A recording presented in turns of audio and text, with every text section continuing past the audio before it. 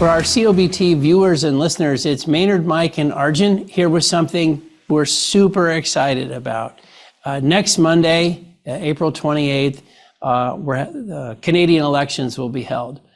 They're very important elections as it relates to energy policy for the country, for the U.S. and Canada together, and really for the Western world.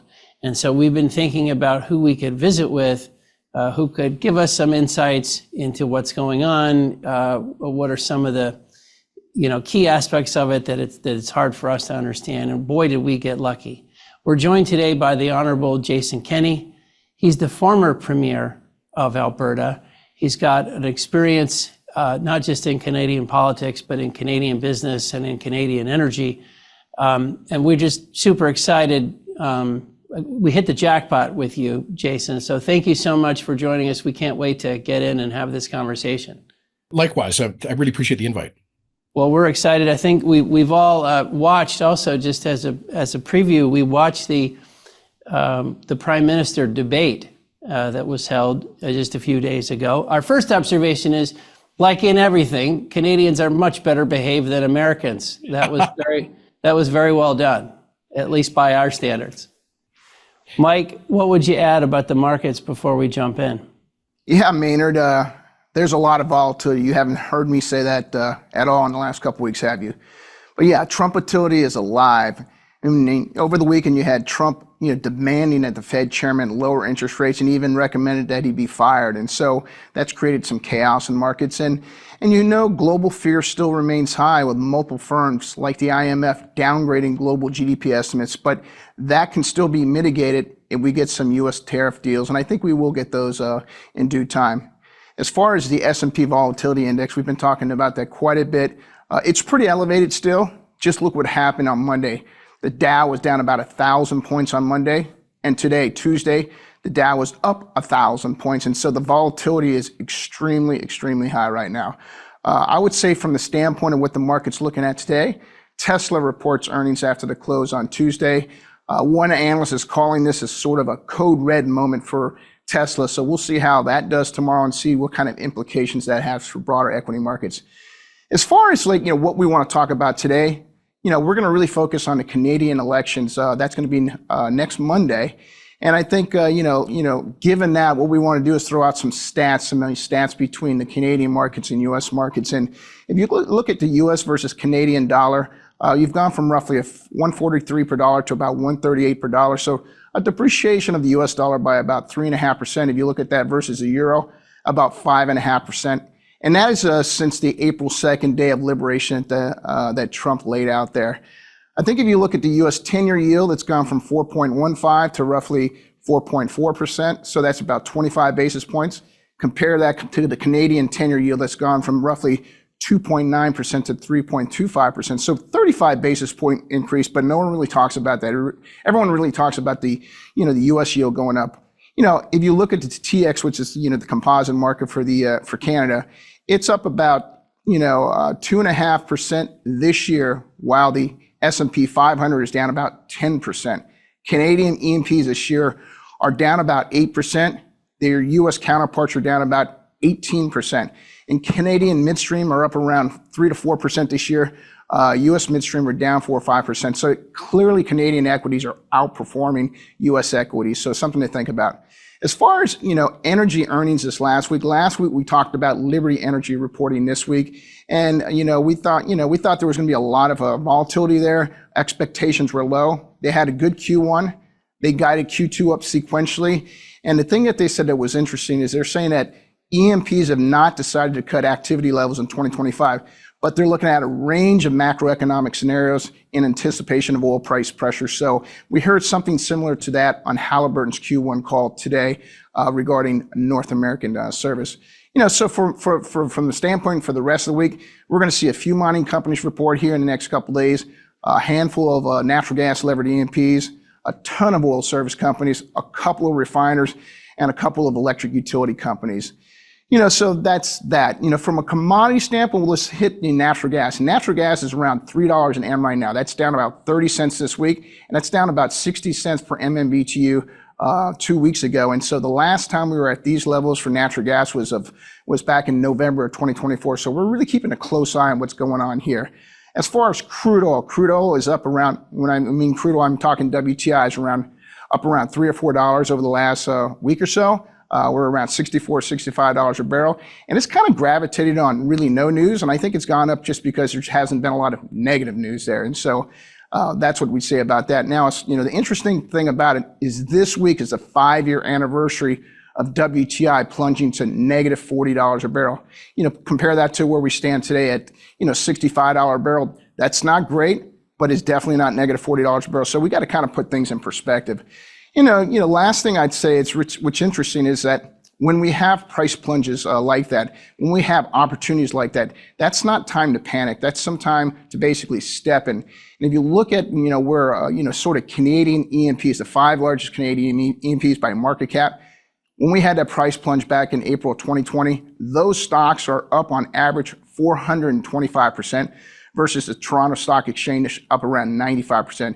Compare that to U.S. E&P counterparts, the 5 largest market cap names there, up almost 275% versus the S&P up 100%. So there is some opportunity sometimes when we have a lot of volatility.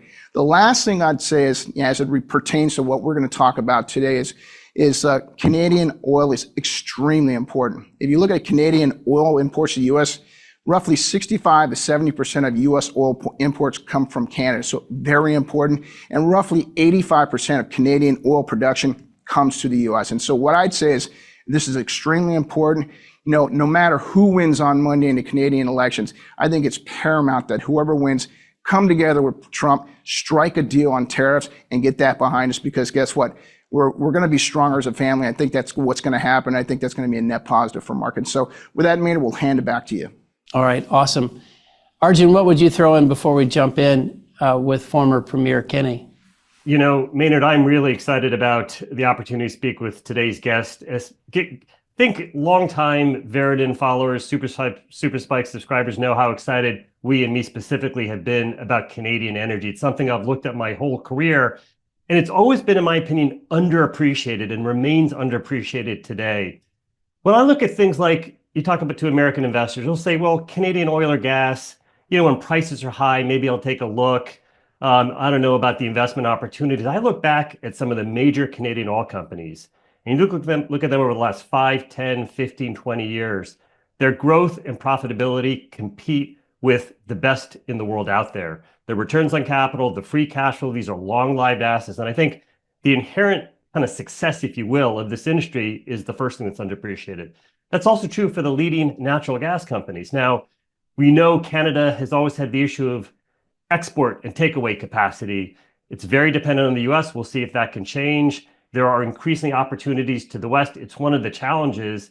But even in this historic paradigm, where the country has been very dependent only on the flows to the United States, whether it's oil or natural gas, we've seen very competitive growth and profitability from the Canadian, and of course, that's primarily Alberta oil and gas industry. I think in a world where perhaps there's a recognition, it doesn't make sense to only be dependent on one country, to think about opportunities to the West.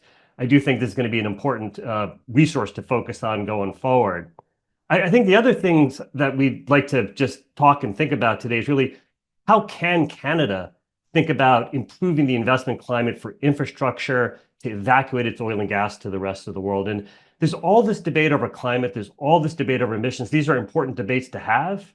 But when I think about Canadian oil and gas, not only is it profitable, not only does it grow from a Wall Street perspective, that's what we care about, but Canada has strict and very high environmental standards and very strict and high labor standards. And so when we think about sort of, quote, good oil and gas, I'm going to use the term good, I'm going to put Canadian oil and gas at the top of the list.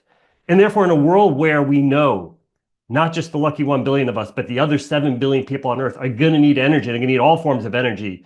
To me, Canadian oil and gas and a healthy Canadian oil and gas industry is part of the solution to meeting those needs. And I think thinking through this, how do we motivate and incentivize more Canadian oil and gas to come to market, to not be solely dependent on the US, but to recognize that in a world that wants energy, and perhaps with an increasingly improving environmental footprint, I actually can't think of a better place to invest than in Canada. I think just the final point to make, Maynard, is there's a lot of time myself, Mike, yourself are going to spend focused on where are we in the cycle for shale oil, which has been a very major part of oil supply growth over the last decade.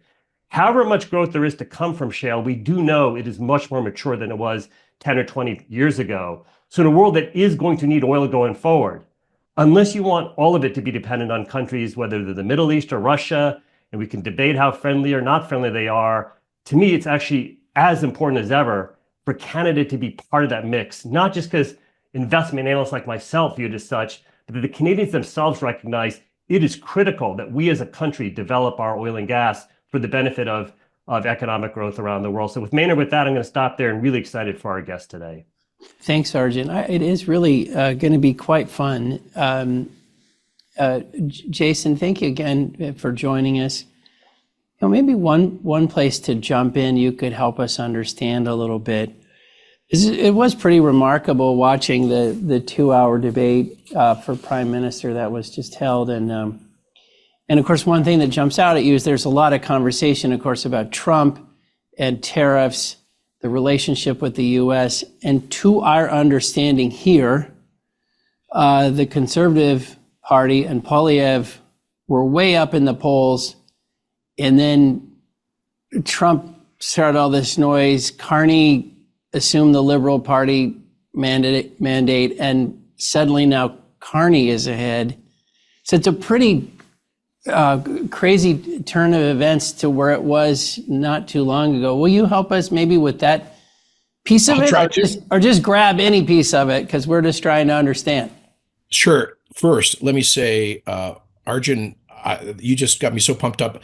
You basically stole my standard speech of the past decade about Canadian energy. I am so excited to finally find some Americans who understand the hidden jewel of the Canadian energy industry. And so thank you guys for looking past the caricature, the stereotype, to the reality. So that's really exciting to hear. On the politics, I should mention that in addition to having been Premier of Alberta, which owns and is the largest basket of energy in Canada, third largest oil reserves in the world, fourth largest proven and probable natural gas reserves. In addition to that, I served in 20 years in the Canadian federal parliament, including as a minister in Prime Minister Harper's government, including as Minister of Defense, Employment, and various other things. So I do understand the federal political scene very well. With that as a preface, you're absolutely right. We've had a upside down situation for about the better part of 18 months. The Federal Conservative Party, which is a broadly center-right party, it would be objectively kind of to the left of the Democrats in the US. It would be more similar to sort of the British Tories. The Canadian Conservative Party was averaging a 20 to 30 point lead in the polls, which was unprecedented. And that was for a number of reasons. One, Prime Minister Trudeau was well past his best before date. He'd been in office for nearly a decade. With a disastrously poor economic record, Canada has seen the worst per capita GDP performance in the developed world, the OECD, over the past decade, the decade of the Trudeau Liberal government, with the sole exception of Luxembourg. And that's on top of that, huge increases in taxes, in debt, and a doubling of housing costs, an affordability crisis, the same inflation issues that drove much of the last U.S. presidential election were driving Trudeau's unpopularity. And in addition to that, a huge mismanagement of what used to be a model immigration program. Trudeau basically opened the doors to a quadrupling total intake of newcomers to Canada, for which we did not have the capacity for housing in the economy, social benefits, etc. So, and finally, he took a very lax on crime approach, effectively legalizing hard drugs and facilitating addictions, which has exploded in an addictions crisis, social disorder, and a lot of crime in parts of urban Canada. So you put all that together, and you had a very unpopular incumbent government, a very aggressive, energetic young leader of the Conservative Party. Pierre Poilievre used to be my intern and worked in my office back in the day. Super smart young man. And he was just dominating things. He had set up the issue matrix, as we call it in politics, around energy affordability. In fact, his proxy issue for the affordability crisis, food, housing, energy, was the Trudeau government's extremely unpopular carbon tax. And the Trudeau government was dominated the votes on the left by a lot of virtue signaling green policies, including an ever higher level of carbon taxation, both for consumers and industry. Poilievre really fixated on that as symbolic of high taxes and unaffordability. So then we were expecting an election this year. We were expecting everybody, including the most partisan liberals, was expecting a conservative supermajority. Trump wins his election in November. And then in December, from kind of out of nowhere, without any prepositioning, he starts to talk about prejudicial tariffs on Mexico and Canada. Now, we thought we'd be facing the 10% global tariff that he had campaigned on and trying to get an exemption from that under NAFTA or USMCA, which is the successor to NAFTA. We were not expecting him to say that Canada was an acute national security threat to the United States, purportedly because of illegal migration and narcotics. And therefore, we were going to have a 25% tariff on everything, including initially Canadian energy, which, as you know, we sell you guys, 65% of U.S. oil imports, 20% of the oil consumed in the United States every day comes from Alberta. So he was going to tariff that. He was going to tariff potash. 90% of the fertilizer that U.S. farmers use comes from Saskatchewan potash, next door to me in Alberta. 80% of the aluminum that you use comes from Canada. So he was going to tariff all of that. And then, to add insult to injury, he started talking about making Canada the 51st state. At first, most of us up here kind of dismissed it as Trumpian humor, but he got more and more serious about it. He was asked, are you going to use military force to annex Canada? And he said, no, I'm going to use economic force and essentially destroy their economy so they have no option. Then it started to get real. He started to talk about border treaties that had been negotiated 140 years ago. He called them illegitimate. He was going to redraw the border. Basically, we were in the same package as Panama and Greenland, as historically America's closest ally. So Canadians, even the most pro-American Canadians like myself, people right to left and east to west, started to say, hold on a minute, what the hell is going on? And that crisis led to the Liberal Party turfing Justin Trudeau because they said, his own caucus said, like, you are not, Trump clearly hates you, and you are going to lose us this election, and you are not fit for a crisis moment like this. He was toppled. His deputy prime minister thrust the knife into his back. The Liberal Party had a rapidly organized primary for their leader, and Mark Carney, who you know was the governor of the Bank of Canada, then the governor of the Bank of England, former Goldman Sachs investment banker, steps in, kind of a coronation situation, steps up looking like the kind of a grown-up with economic expertise and business experience, and kind of looks like a negotiator from Hollywood Central Casting. And for many many in the center of Canadian politics, they thought Mr. Poilievre, because he's a conservative, was somehow perhaps aligned with Trump.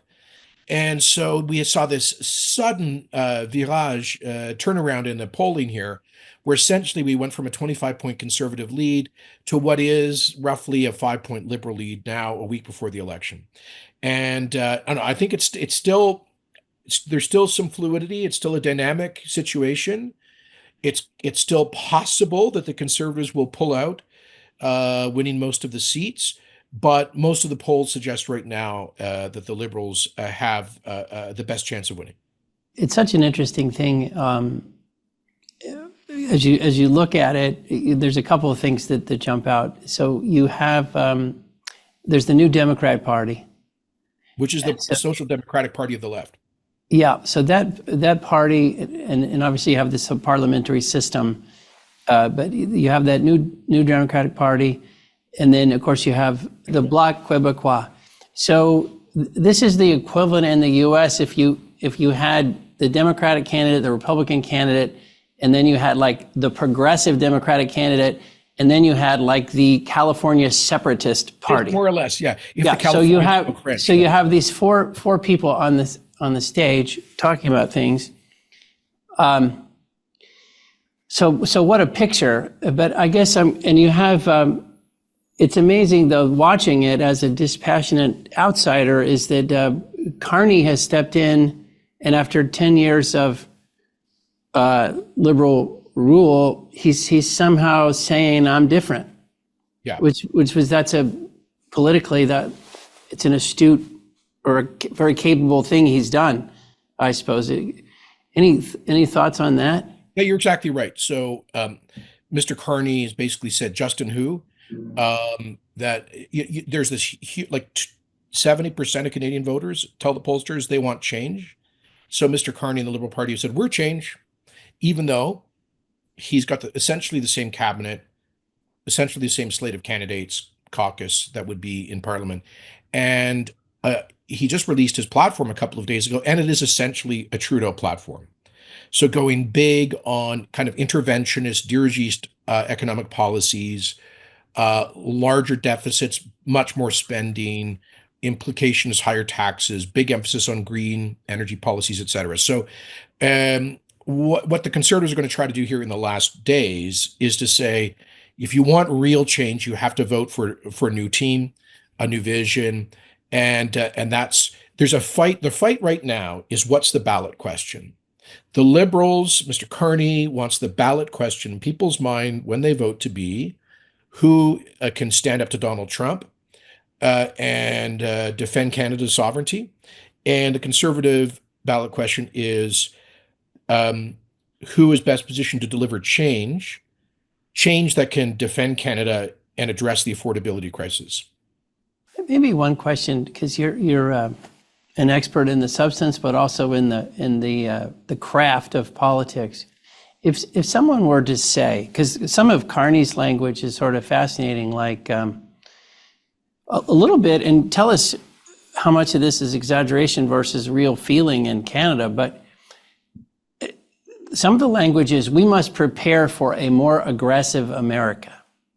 Like we have to rally because we have this quasi-predator or maybe real predator on our southern border, and that predator wants our minerals, wants our land, right. And we have to prepare, and it's this kind of language. And I guess I understand that appeals to Canadian patriotism, but I guess my question is, do people really think that's real?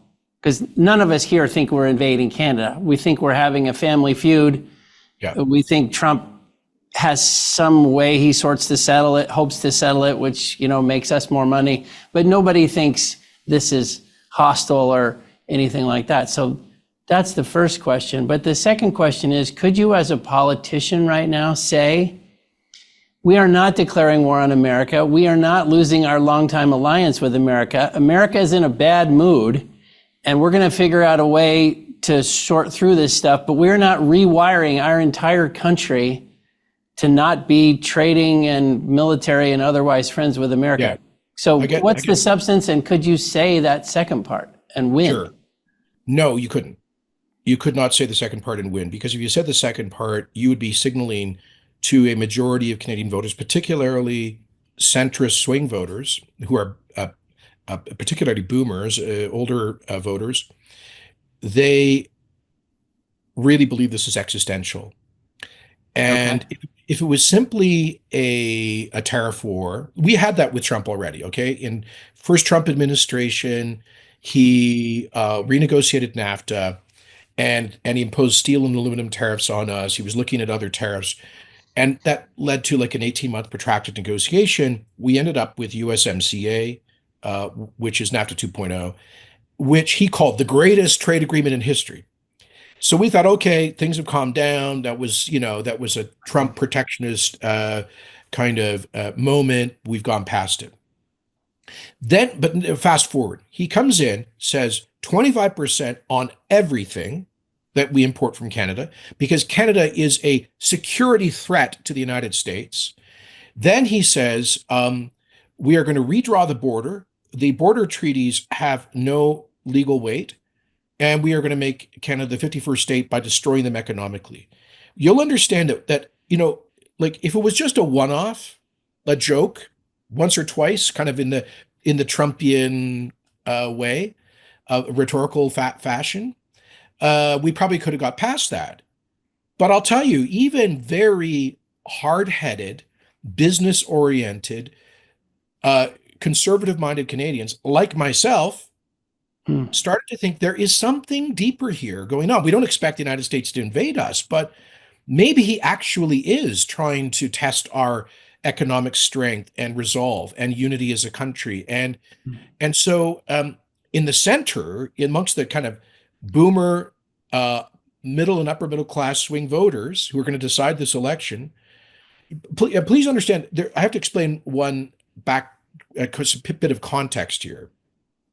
There has always been in Canadian political culture a anxiety about being next to the United States. Like Canada existing has been an act of will because all of the kind of enormous political, strategic, and economic power from the United States right next to us.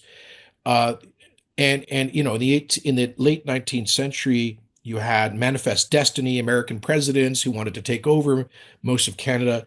That's a deep memory. In fact, English Canada was founded by, sorry to go back in history here, but by United Empire loyalists who rejected and fled the American Revolution, okay? So that is like hardwired into our political culture. But since free trade in 1988 and after 1993, we thought, hey, this is working pretty good for us. But what Trump has done is to trigger that deep reservoir of anxiety. And it's psychological. And so, yeah, we can't so easily dismiss this. And if Mr. Poilievre were to do so, he would definitely not be competitive in this election. Wow. Well, this is so useful. I mean, because this is just perspective that it's hard to tap into here. Maybe just one more from me before Mike and Arjun, you guys got to get in here.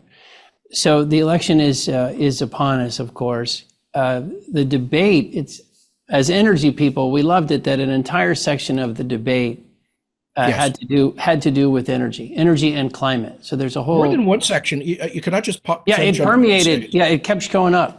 Yeah, this was, there's been no prime ministerial debate for a general election debate in Canadian history where energy was a more dominant issue, and it kept coming up. And this was totally unprecedented. And from my point of view, that is a very positive sign, because it shows that, by the way, since the Trump threats and this huge political reaction here, Canadians have started to reassess this series of green left policies that have tried to constrain and choke Canada's oil and gas industry around pipelines, emissions caps, industrial carbon pricing, et cetera. And so, this kind of sense that we've got to get serious about economic growth, diversifying our export markets, developing our resources, selling them to the world, building pipelines, building LNG. All of this has become a dominant theme in the election. And for the first time, I will tell you, the pro-energy voices are on the offense in a Canadian election rather than being on the defense. I think that's very positive. So if Carney wins, I know this is all speculation, but is it possible that you get, call it a liberal government, but with conservative philosophical energy policies? Is that possible? No, I wouldn't go that far, but it's possible that you'll have a liberal government that will at least commit to some major energy infrastructure projects, e.g. LNG and possibly a major oil pipeline. Now, by the way, let me just say, to Justin Trudeau's credit, okay, his government did help to complete the Trans Mountain expansion of the longstanding Kinder Morgan pipeline that runs from Edmonton through the Rockies down to the Port of Vancouver. We had that's a pipeline that had been in operation for 50 years, shipping about 350,000 barrels a day. Kinder Morgan came to the table 15, 20 years ago with a proposal to twin it along the same path through the Rockies to add about 500,000 barrels a day of egress for Alberta crude. But Kinder Morgan got tied up in a morass of Canadian regulation around Indigenous consultation. The left-wing government of British Columbia tried to stop it, etc. So they finally, after several years, threw up their hands, walked away, and said, "We're selling the project." And there were no buyers because of the regulatory uncertainty. It required government to step in and de-risk it. And to his credit, Prime Minister Trudeau did that. He did. I mean, he did it while canceling the Northern Gateway pipeline for Enbridge to take Alberta crude to the northern BC coast. He brought in a tanker ban in law on exporting Canadian on oil tankers off the North BC coast. He effectively, through regulation, killed TC Energy's proposed Energy East project, which would have taken their main gas line, converted it into an oil line, and then built some additional capacity to ship Alberta oil out to the Atlantic coast, the Bay of Fundy. And when Joe Biden abrogated Trump's presidential permit for the Keystone XL pipeline, the federal Liberal government did nothing to fight back. So, the Alberta view is that Trudeau net was, and he also threatened an emissions cap, which is effectively a production cap on the oil sands, et cetera, et cetera. So the Alberta view is that his administration was very bad for energy production and infrastructure, but he did get that one project done. And what Mark Carney is signaling is, given the existential economic challenge posed by Mr. Trump, we do need to build some energy infrastructure. And he's telegraphing that he will sit down with the provinces, with Indigenous communities, and with business to pick out 2 or 3 major projects. Now, that would probably be telegraphing to LNG Canada, which is a consortium led by Shell, that they should go forward with phase 2 of a major LNG project. There's another major LNG project called the Rockies Project, which is a consortium of mid-sized gas producers that they would probably telegraph to. I hope they would also move forward on LNG on our East Coast through Quebec, New Brunswick, and we need to get at least one more major pipeline done. So those are but he would at the same time be trying to tell a green story, because Mark Carney is a true green believer. Okay, he founded the Global Net Zero Banking Alliance. He was the UN representative of the Secretary General on decarbonization. He has been one of the leading figures in global capital markets on the idea of downgrading oil and gas operators because of the future of stranded assets through decarbonization. He has been, he is a true believer on that stuff, but at the same time is telegraphing potentially some new energy infrastructure. Wow, that's pretty interesting. I would just basically maybe point out too that I think they bought that pipeline from Kinder for like $5 billion, and did it end up being like $20-30 billion, or sort of over budget? And so Yes. Be careful what you wish for, because then once the government steps in, costs inflate quite rapidly. But it's interesting. One of the things, maybe thinking like, say, April 29th, depending on who wins, 29th is the next day, right? Sorry. What are the 1 or 2 policies that you think that either candidate is going to rush to do immediately? Trump did sort of like immigration. It was something that he promised. He immediately went out. So what are the 1 or 2 things that they're going to attack immediately in your mind? Yeah. Well, if the Carney Liberals win, I anticipate his commitment is to immediately, and this is by the way true for either Mr. Poilievre, the Conservative, Mr. Carney, the Liberal. Either of them will immediately pick up the phone, call President Trump, and say, we need to meet as soon as possible to discuss a comprehensive security and economic arrangement. Now, USMCA comes up for potential renegotiation July of 2026, so like 15, 16 months from now. But I mean, look, Trump has already effectively shredded it. Okay, so it is on the table for renegotiation right now. Trump has enjoined not just like tariffs and trade issues, but strategic, political, and security issues here too. I mean, part of his rumbling Canada is all about that we don't spend enough on defense. true. Supposedly our border is porous and a threat to the US. I think not true. But we have to work through all of those issues as well. Like here's the Canadian perspective.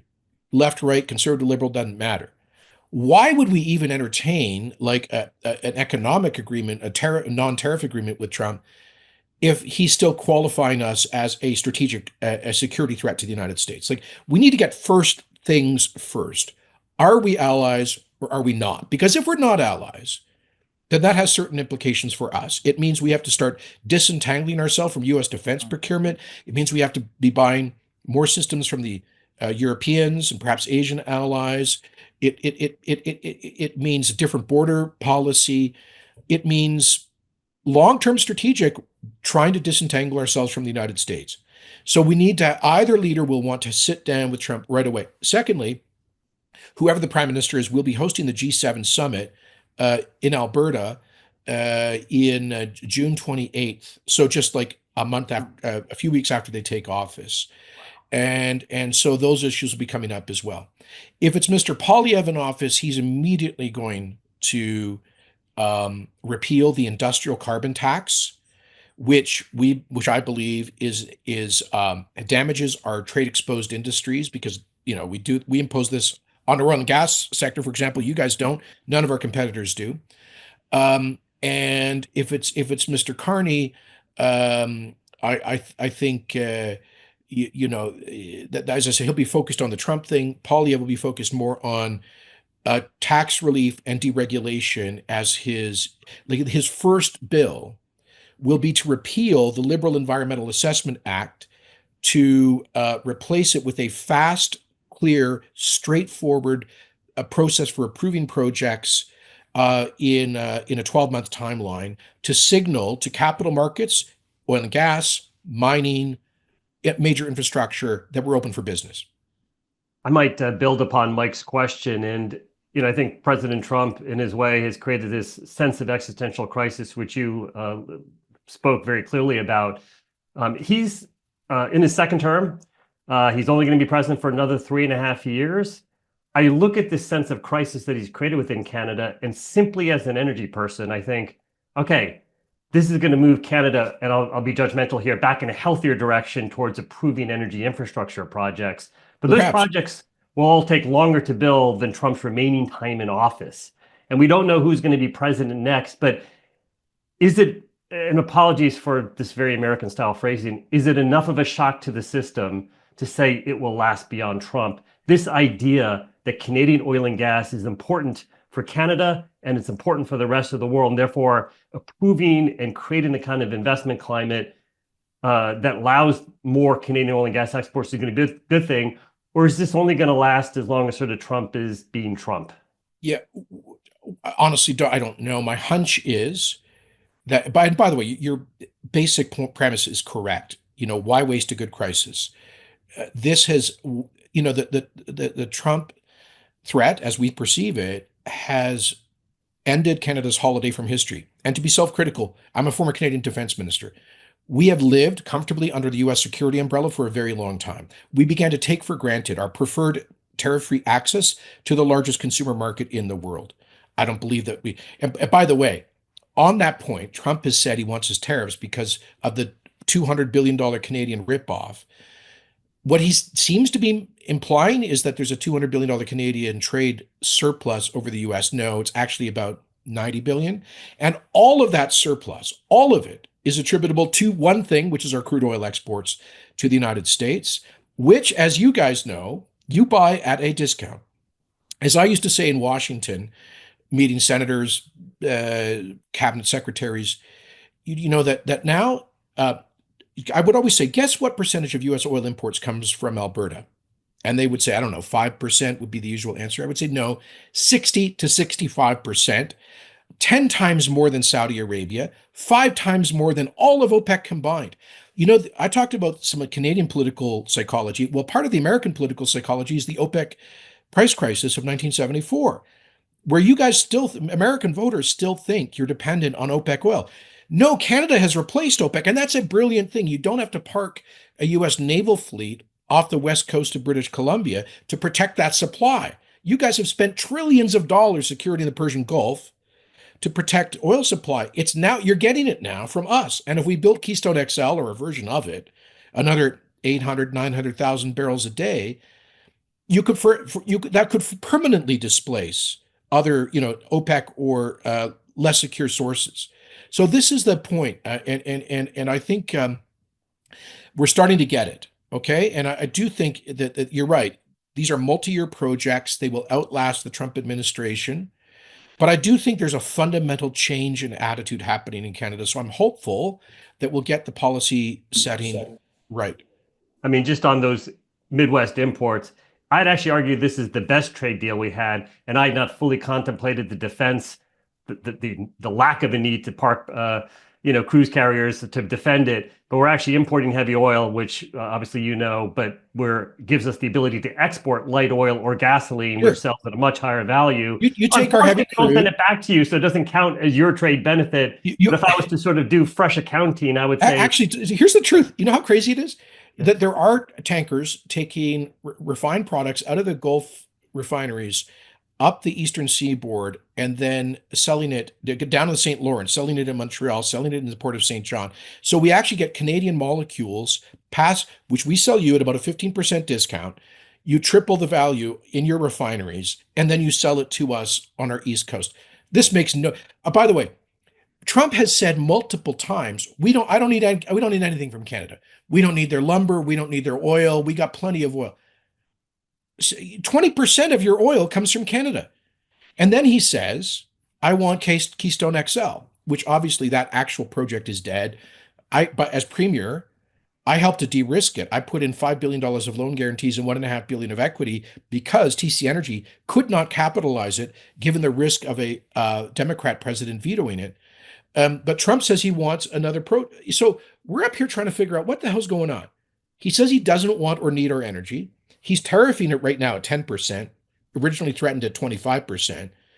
But then he says, I want another Canadian oil pipeline. Maybe you guys could help me unpack that. So I'm wondering if there's an opportunity for Canada to think even bigger. So if I put Trump aside, and again, he's got 3.5, almost maybe 4 years left, and then it'll be somebody else. The U.S. has gone from essentially no LNG exports to be number one past Qatar and Australia within 2015 to 2023. In 8 years, we did it. And our natural gas sells for $4 in MMBtu, sometimes $3, sometimes $5. In Canada, of course, which has more natural gas than we do, it's essentially a stranded de facto for free resource. Is there any chance Canada can pass the U.S. on LNG exports? I know we do it through the Gulf Coast, which is already an industrial province. So there's some of those benefits that we have that does not strike me. That's what British Columbia is about. But I don't see why Canada shouldn't be the number one LNG exporter in the world. Yeah, you're right. We have 144 trillion cubic feet of gas. I think we're third largest in the world in terms of proven and probable natural gas reserves. And basically, we give it away. I mean, our Henry Hub price for Canadian gas is about $1. Yeah. Whereas you know better than me, but what is it, $17 on the Asian market and about 25 on the European market, because it's stranded, because we only have one export market, which is you. Now that will begin to change incrementally when the LNG Canada Kitimat project comes online later this year, which is good news. We hope your question is there any chance Canada could surpass US on LNG exports? Realistically, I don't think so, because you've got 6 major liquefaction projects and more that are operating, more moving forward. I think realistically, in the next 5 or 6 years, we could have LNG Canada Phase 2, we could have Rockies, and then there's a couple of smaller projects on the West Coast. And then I would hope we could see a revival of the Energy Saguenay project that Berkshire Hathaway was looking at investing in a few years ago, and reversing the Repsol LNG import terminal in the Bay of Fundy on our East Coast and massively expanding that if New Brunswick lifts, for example, its ban on gas fracking. So if we were to get the policy setting right, we could maybe move ourselves to sort of 50% of what the U.S. is exporting, which is a hell of a lot more than nothing. Let me tell you what, I first met Narendra Modi when he was the premier of the state of Gujarat before he became prime minister of India in 2008. And the very first thing he said to me was, how can I buy your gas?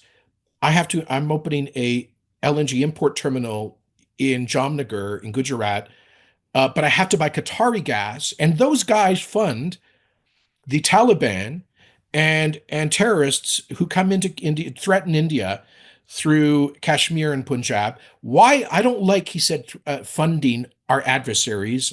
I want to make deals with our friends. That was 2008. We haven't moved a molecule to the Asian market since then. So that will begin to change this year. And one last point, we have a huge commercial advantage over your Gulf LNG, excuse me. You have to ship those tankers if you're going to Asia through the Panama Canal, and you're at about a 20 to 22-day sail time to Japan, Korea, India. We are an 8 day sail time from, let's say, Kitimat or Vancouver to Seoul or Tokyo, because it's a direct shot over the North Pacific. So much lower shipping costs, makes a hell of a lot more sense economically.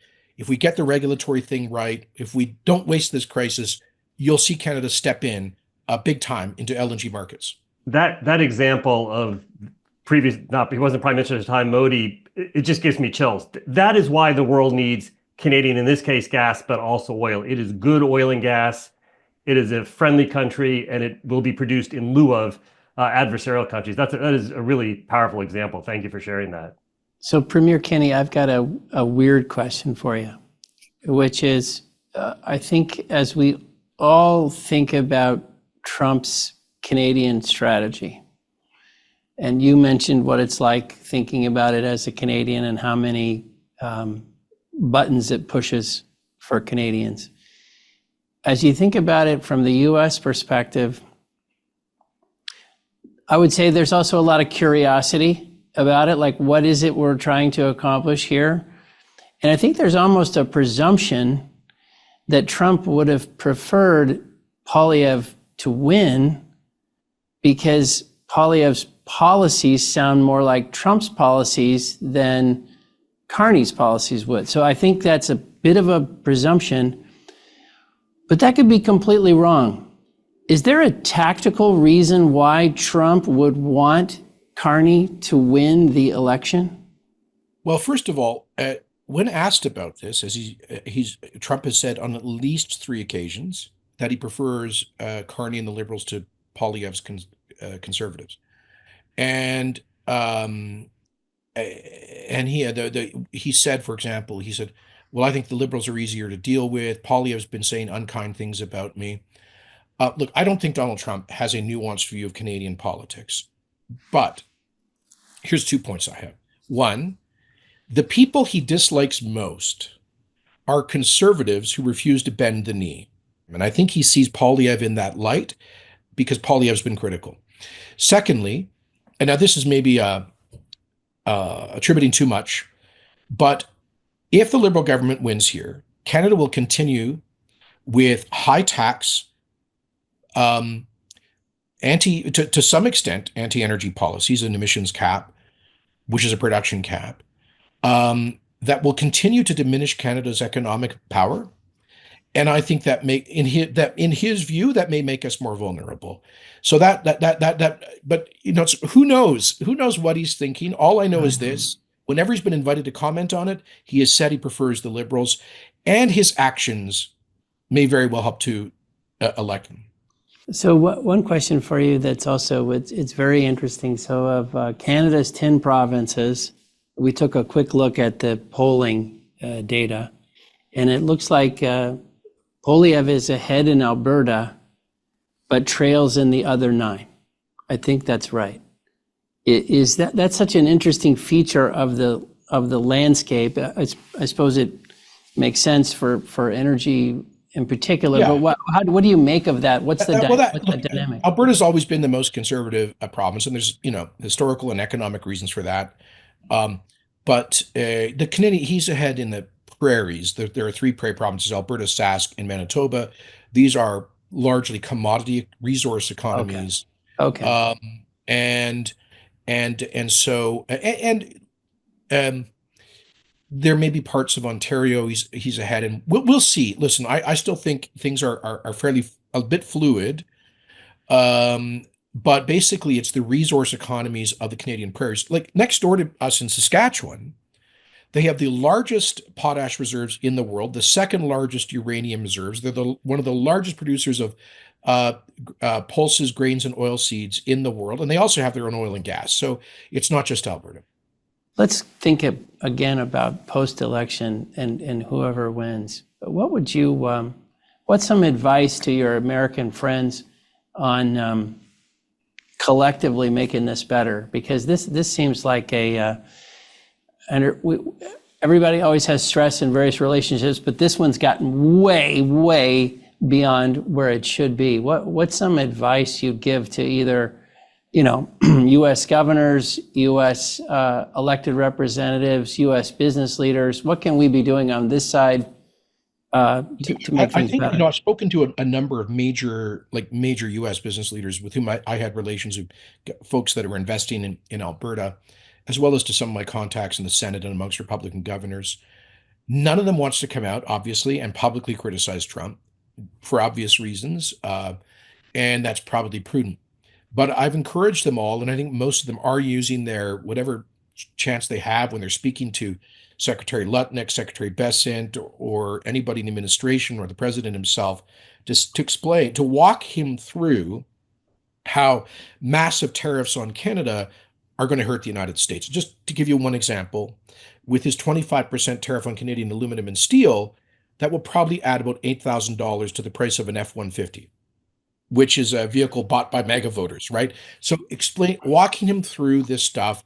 You're elected to reduce the cost of living. These tariffs are going to increase it for your voters. Potash, when Chuck Grassley pointed out that a 25% increase or tariff on Canadian potash was going to be a massive increase in input costs for American farmers, because almost all of their fertilizers derived from Canadian potash, that seemed to help Trump back up and move from 25 to 10% on potash. So those kinds of not public political attacks, but well-informed, direct engagement with the administration.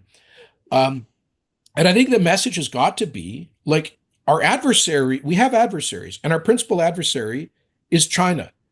Let's engage our allies like Canada to perhaps coordinate trade policy on unfair Chinese exports. And let's engage them on stepping up their defense spending to help us carry the burden of global security.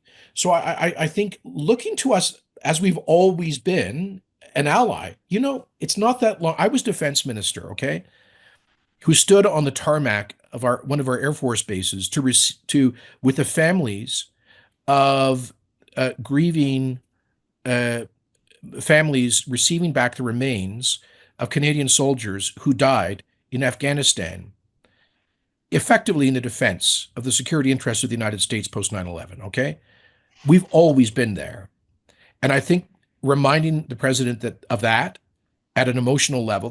Please understand, that's one of the reasons we as Canadians are so aggrieved at what's happened here. Mm. It's not like we've just been sitting here cynically exploiting a commercial relationship. This is personal, it's human, it's historic, it's emotional for us. And I'm not sure that makes any sense to him, but anybody who has any influence in administration making these issues, making these cases, and on energy, here's one. He says he wants KXL. Now I'm going to commit a bit of heresy here, because nobody in Canadian politics right now wants to talk about increasing exports to the United States.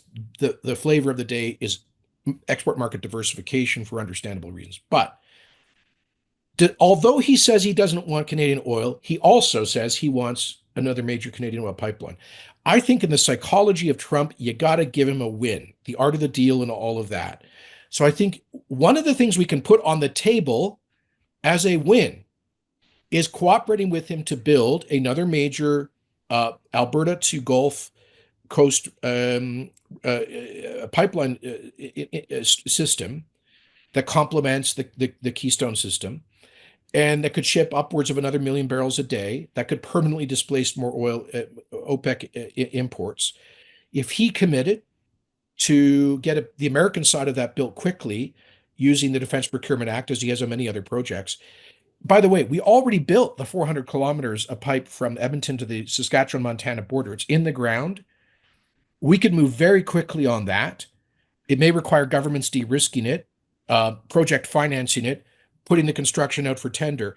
But that would be a win that would further secure U.S. continental energy security, and prove to him and to MAGA voters that you guys actually do need Canada and Canadian energy.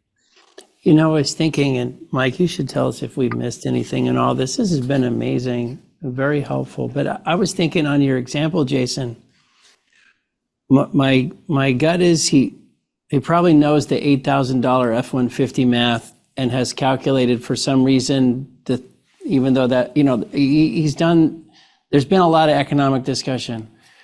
My sense is what could be missing here is an appreciation for the emotion, an appreciation for because it's too much on the economic ledger and not enough on the spirit of this friendship side. Who knows? We're all speculating, but what you said was very moving and much appreciated. And to me, that's what people need to be reminded of here. Mike, what did we miss? Anything you Yeah, throw I in? think what we missed is that, you know, we talk a lot about electricity generation, stuff of that nature here, and we really haven't talked about it. We really talked about pipes instead of wires. And so maybe some thoughts about, you know, whoever gets elected here on the 28th and, you know, what are their policies for just growth, you know, and especially if you put some of these policies in place, you might have GDP actually accelerating, and that means more wires needed, more electricity needed. Where are both of these candidates on that level? Yeah, well, as you know, there are U.S., particularly the northeast, imports enormous amounts of Canadian electricity from Quebec, generated in northern Quebec and Labrador, and then Ontario is a major exporter to the upper Midwest, and then there are smaller exports from BC hydro down into the upper northwest, Washington State, Idaho. And one of the things that became a football in all of this was the Premier of Ontario about 6 weeks ago saying, hey, if you move forward with these 25% tariffs, we are going to put an export tax on our electricity exports to the US that's going to jack power prices in the upper Midwest.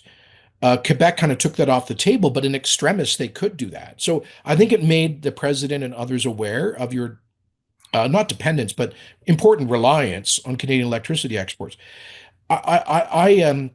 That's an important part of the relationship. And Ontario, by the way, is retrofitting their nuclear. We're moving forward in Canada, thankfully and finally, with a new generation of large-scale nuclear and a lot of work on SMRs. So I think you're going to see more of that. Although, here's a challenge. In the world where with electrification, we're going to triple electricity demand, we don't have enough ourselves, okay? And let me just say, we talked about LNG. One thing that we can do to monetize the value of our stranded natural gas is to build large-scale gas-fired data centers, particularly in northern Alberta, where the gas is, where it's cold. You guys in Texas have got all these major data centers where you're air conditioning the hell out of them 12 months a year. The air conditioning costs are a fraction. So you've got proximity to very cheap gas, low temperatures. So I think, you know, if we had a government regulatory policy that permitted this, Alberta could become a major global data center processing for the big energy demands there. So those are things that are going to affect our electricity market. But it's going to require, if the Liberals are reelected, they're going to have to repeal a zero gas electricity rule by, I think it's 2030, which is bananas. Here in the Canadian prairies, we don't have an alternative because we turned off coal. We can't depend on intermittent renewables for base load, and nuclear is way out. So we need gas. And secondly, the industrial carbon tax makes a lot of the data center projects uneconomic. So if we get the right policy setting, I think you'll see us become major electricity producers and then potentially more exports to the U.S. You know, as we wrap up, Premier Kenney, this has been fantastic. When you think about this mindset of the Canadian voter, and we have a confrontation going with our old friend, and in particular, a confrontation with President Trump. And who's best to deal with that? We think of that framing. I guess Mark Carney is the current prime minister. You know, for whatever reason, people are drawn his way to answer that question. The other one, though, I was struck by is if this feels like a negotiation, and if your framework here is ultimately Canada and the U.S. are going to strike a deal. The question is, in whose favor is the clock ticking, and what can Canada do to improve its hand? If Canada really strongly improves its energy policies and commitments to infrastructure and commitments to pipeline and commitments to business that draws in more money, that that has to, it seems to me that would be the choice that would improve Canada's hand in some sort of ultimate negotiation with the United States. Is that your view? 100%. Look, there's a lot of talk here about, you know, reducing our dependence on the U.S. market. And by the way, let me just add, I think this is not just about Donald Trump. There's a view here that who knows? J.D. Vance, who is as committed to the protectionist agenda, might succeed him, and the U.S. continues down that line. But also, the Democrat Party has become increasingly protectionist. Kamala Harris voted against ratification of USMCA because it was insufficiently protectionist. And I think Trump is moving the center of American politics in that direction of protectionism. So it's only prudent for us to diversify our export markets. But let me just say this. I was a member of a federal government that signed 39 free trade agreements. We went from 5 to 44 free trade agreements, including with all of Europe, most of Asia through TPP. Hopefully to diversify, increase our to be less dependent on U.S. exports. Guess what? 10 years later, we are just as dependent on U.S. exports. You know why? Because we don't really produce the kind of competitive manufactured goods that the world needs. What do we have that the world needs, desperately needs? Energy, critical minerals, other commodities. If we could just get the infrastructure built to sell that to the world, that would be our insurance policy. And, then you're shipping products on the global market to a fungible market. You're no longer dependent, as we are, for example, for 90% of our oil exports to the United States. So that is the key for us. Win, lose, or draw, Trump or no Trump, we need to get that done. And hopefully we will use this crisis to do so. Do you think a year from now we're still talking about this, or have we patched it up? Oh, God, I hope not. It's stressful, man. I think that as long as he's in office, there will be issues and there will be a lack of trust here, to be honest with you. But I think that hopefully, cooler heads will have prevailed. He's stopped the 51st state talk in the last 3-4 weeks.